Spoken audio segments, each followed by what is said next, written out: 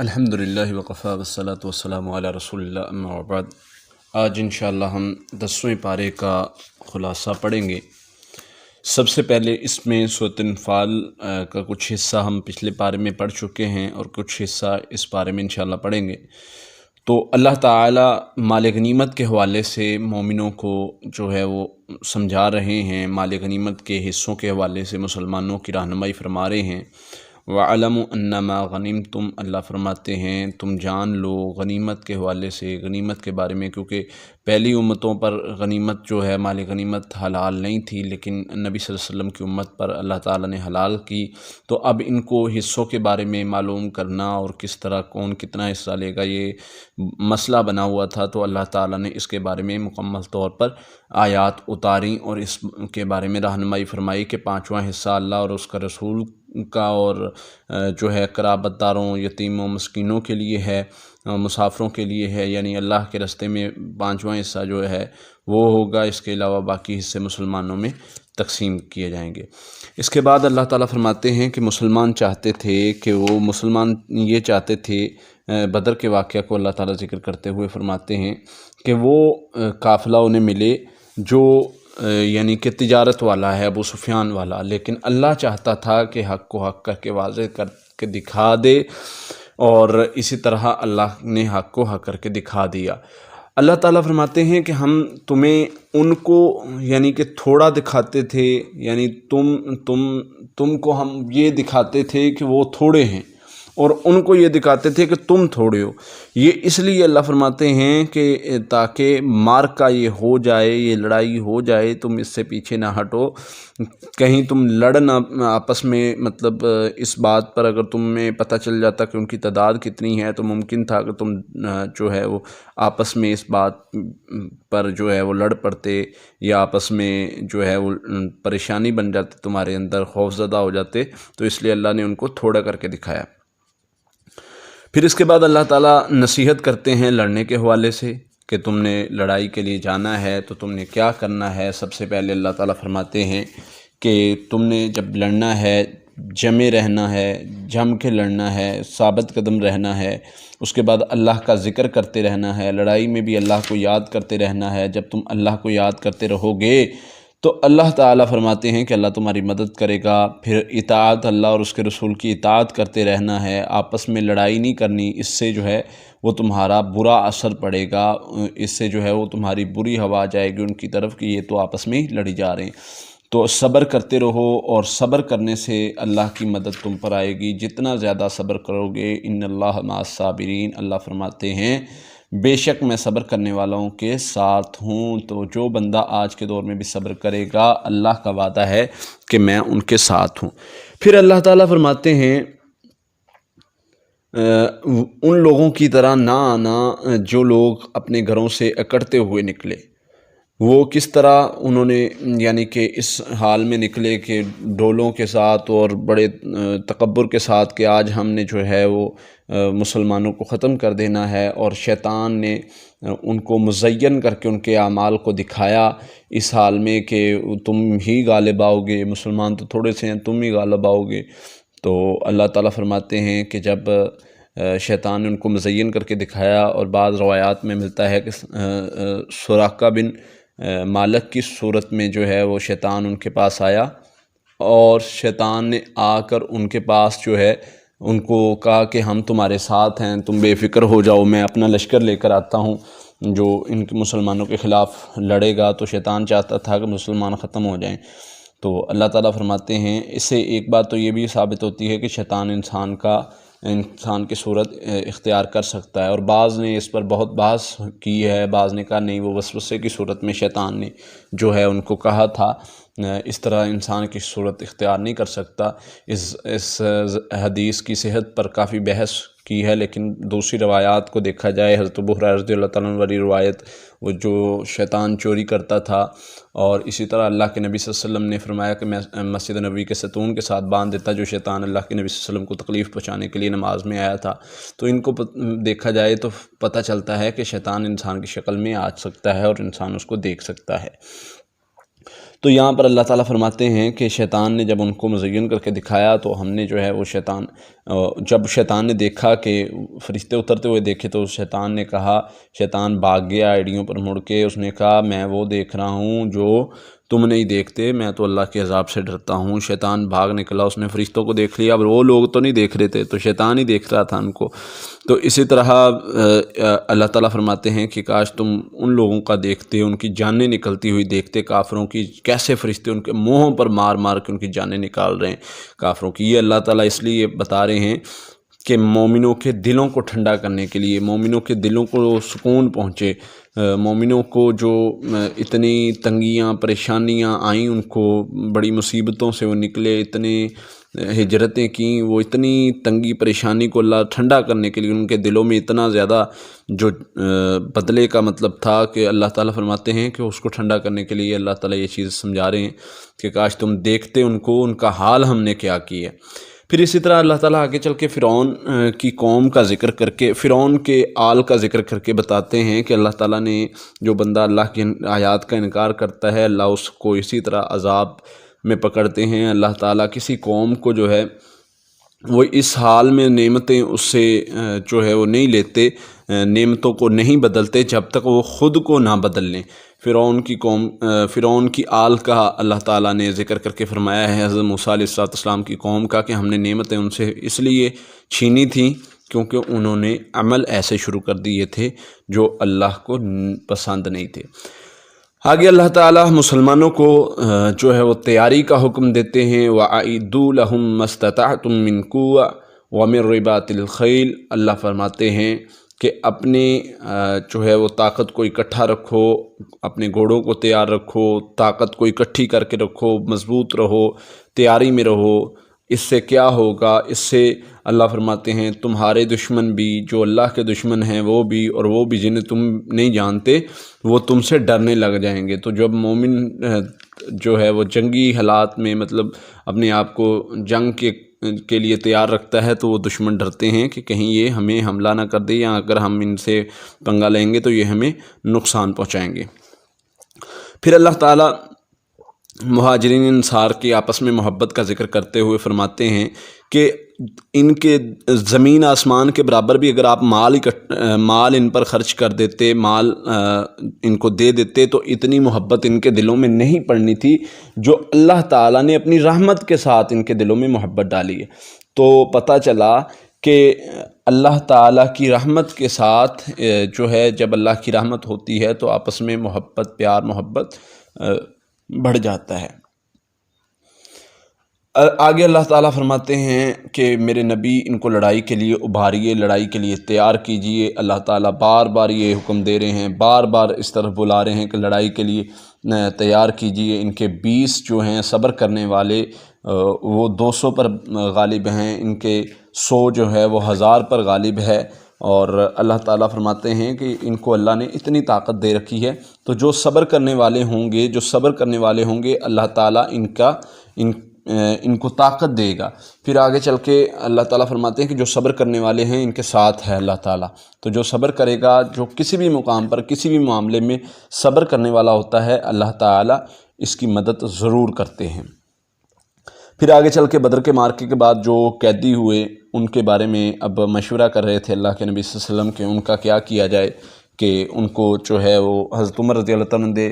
نے یہ رائے دی کہ آپ ان کو جو ہے جو میرے ہیں مجھے دیں، میرے جاننے والے رشتہ دار ہیں وہ مجھے دیں، جو جس کے جاننے والے رشتہ دار ہیں سب کو دیں، ان کی گردنیں اتار دیں تاکہ ان کو نصیحت ہو، ان کو آگے دوسروں کو جو ہے پتہ چلے کہ مسلمانوں کے خلاف جو اٹھتا ہے اس کا یہ حال ہوتا ہے۔ حضرت ابوبکر صدیق اور اللہ کے نبی صلی اللہ علیہ وسلم نرم مزاج تھے، آپ کی یہ رائے تھی کہ ہم ان سے جو ہے حضرت ابوبکر صدیق کی یہ رائے تھی کہ ہم ان سے مال لیں، فدیہ لیں اور ان کو چھوڑ دیں۔ اس کی وجہ یہ ہے کہ ہمارے حالات معاشی طور پر کمزور ہیں، تو ہمارے حالات بھی بہتر ہو جائیں گے اور ہمیں مال بھی مل جائے گا، اور اس سے مسلمانوں کا فائدہ بھی ہو جائے گا، اور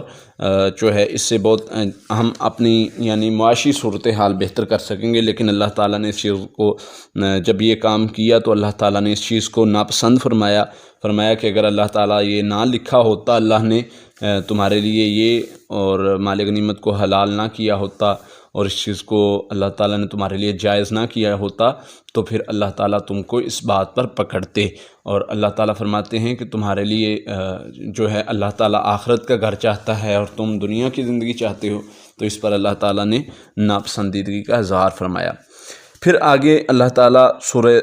توبہ شروع ہوتی ہے، اس میں کچھ چیزیں وہ شروع ہوتے ہی اس میں کچھ چیزیں ذکر کرتے ہیں۔ اس کو سورۃ انفال کے ساتھ ہی ملایا گیا ہے کیونکہ یہ ایک ہی جیسی صورتیں ہیں، اور اس پر نبی صلی اللہ علیہ وسلم نے بسم اللہ نہیں لکھوائی، تو یہ بسم اللہ کے بغیر واحد صورت ہے جو بسم اللہ کے بغیر شروع ہوتی ہے۔ براءۃ من اللہ ورسولہ، براعت بری ذمہ ہوتے ہیں اللہ اور اس کے رسول ان مشرکوں سے، ان کے معاہدوں سے۔ تو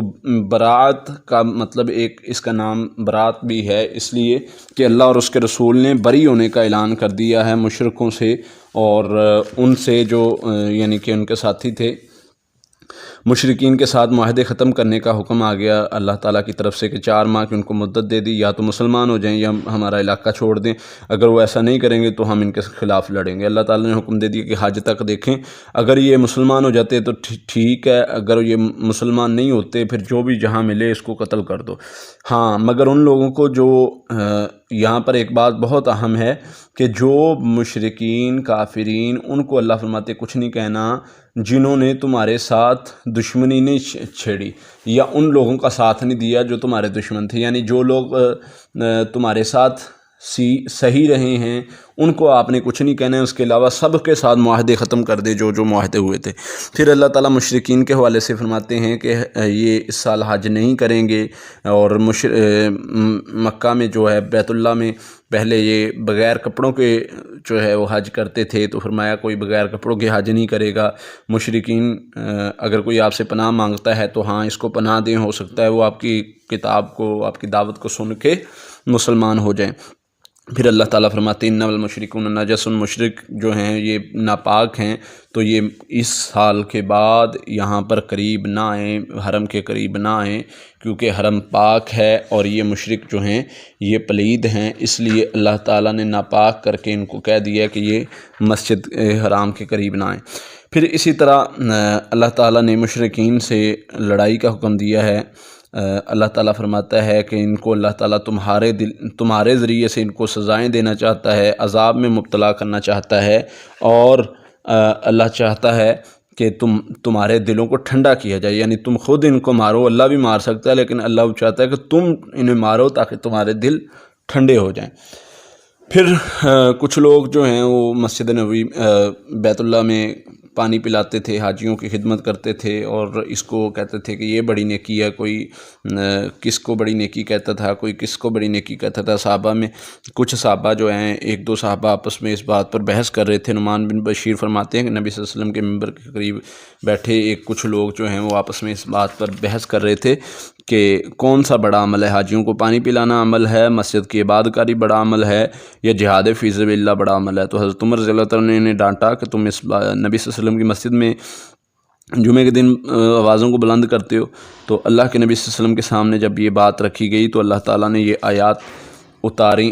اللہ فرماتے ہیں کہ کیا تم نے حاجیوں کو پانی پلانا اور مسجد حرام کی عبادت کاری کو، یہ واقعتاً بہت بڑے عمل ہے، لیکن اللہ فرماتے ہیں کہ اس جیسا نہیں ہے کہ جو جہاد کے اس کو برابر سمجھنے لگ جائے، تو جہاد کے برابر یہ عمل نہیں کبھی بھی ہو سکتا۔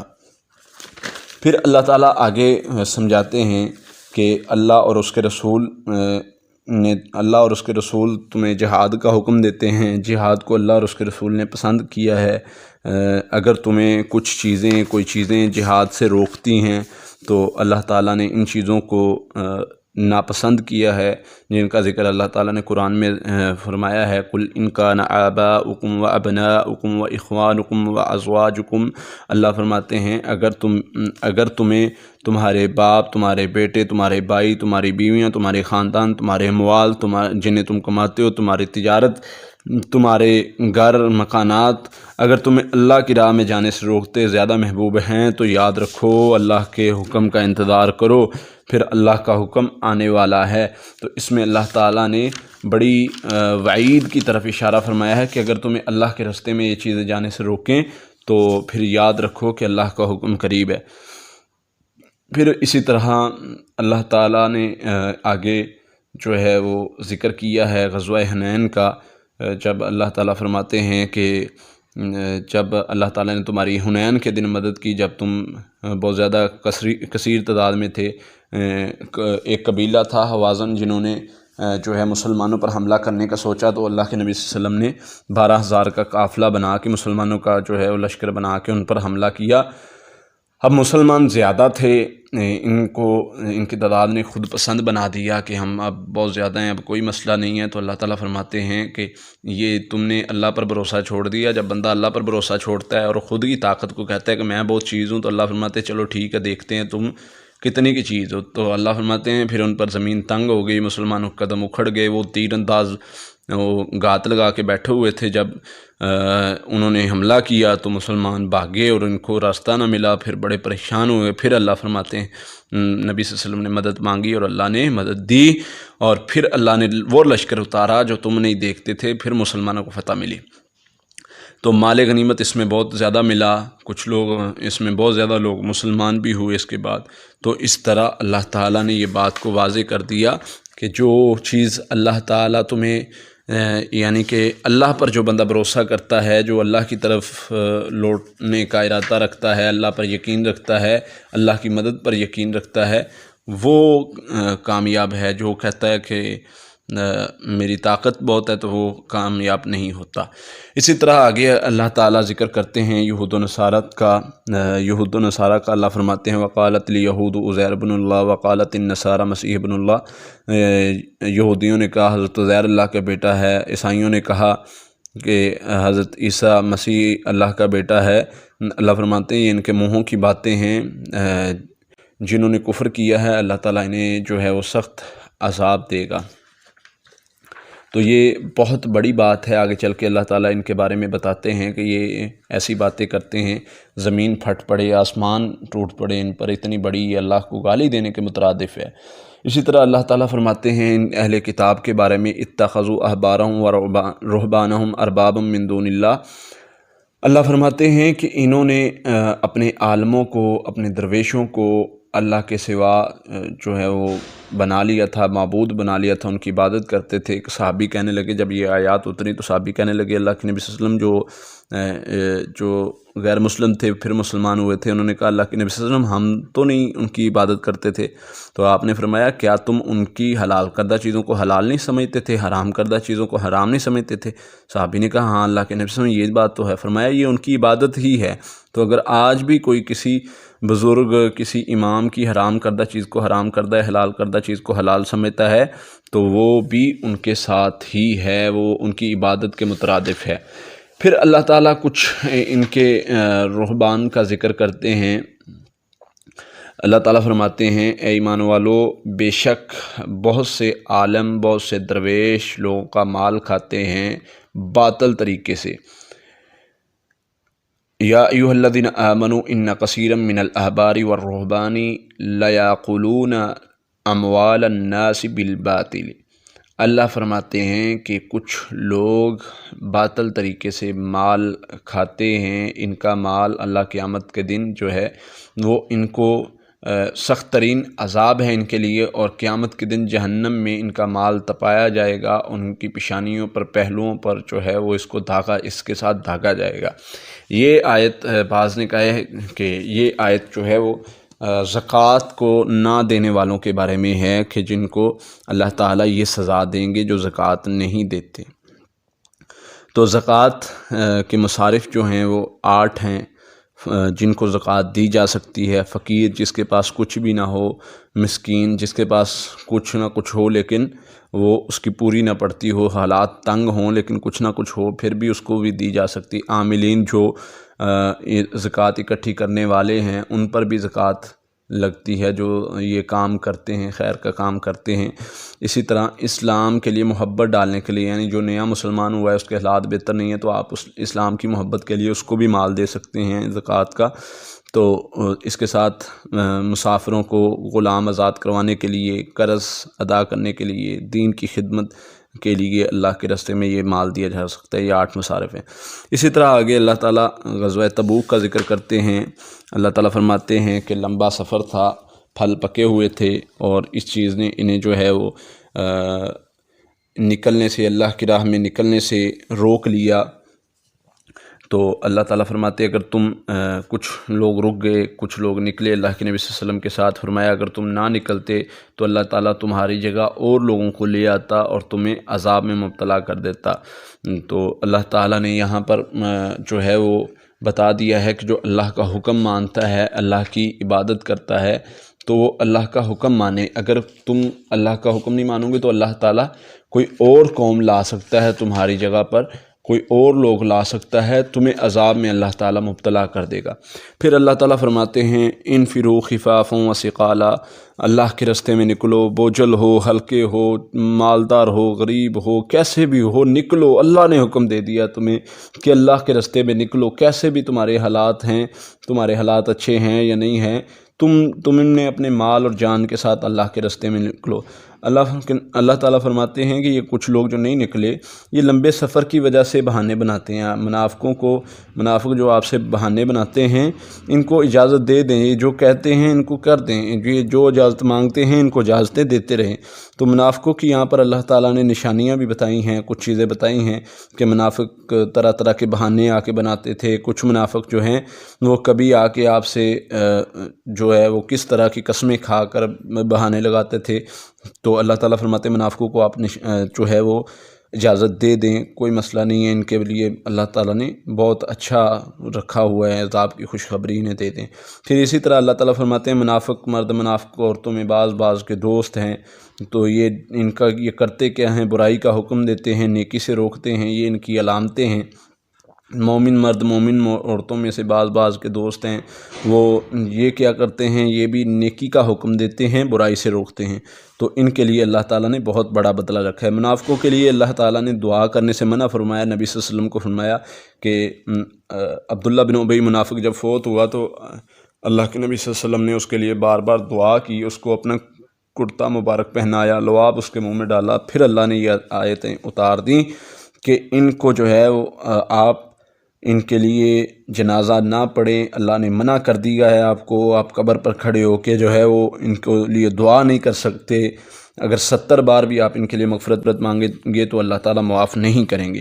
گرمی کی وجہ سے اللہ فرماتے ہیں کچھ لوگ گرمی کی وجہ سے نہیں نکلے کہ موسم بڑا گرم ہے، کیسے جائیں گے، سفر بہت لمبا ہے۔ تبوک کے موقع پر تو اللہ فرماتے ہیں جہنم کی آگ اس سے بھی زیادہ گرم ہے، وہ روئیں گے، جو وہ کرتے ہیں اس بات پر وہ روئیں گے۔ تو ان منافقوں کا جنازہ پڑھنے سے اللہ تعالیٰ نے منع کر دیا۔ اور اسی طرح اللہ تعالیٰ فرماتے ہیں کہ ان کے پاس جو مال ہے، جو بھی ان کے پاس چیزیں ہیں، یہ آپ کو تعجب میں نہ ڈالیں، یہ تو اللہ تعالیٰ نے ان کی سرکشی میں بڑھانے کے لیے ان کو دی ہیں کہ ٹھیک ہے یہ ذرا سرکشی میں بڑھ جائیں تاکہ ان کا حال جو ہے یہ اس حال میں مریں کہ یہ کافر ہوں۔ تو باقی انشاءاللہ جو ہے پارہ اگلے پارے میں، یہاں پر یہ پارہ ختم ہوتا ہے تو اگلے پارے میں انشاءاللہ مزید باتیں بیان کریں گے۔ تو اللہ تعالیٰ سے دعا ہے اللہ تعالیٰ ہمیں جو سنا سنایا عمل کرنے کی توفیق عطا فرمائے، اور جو کوئی کمی کوتاہی ہوئی ہے وہ معاف فرمائے۔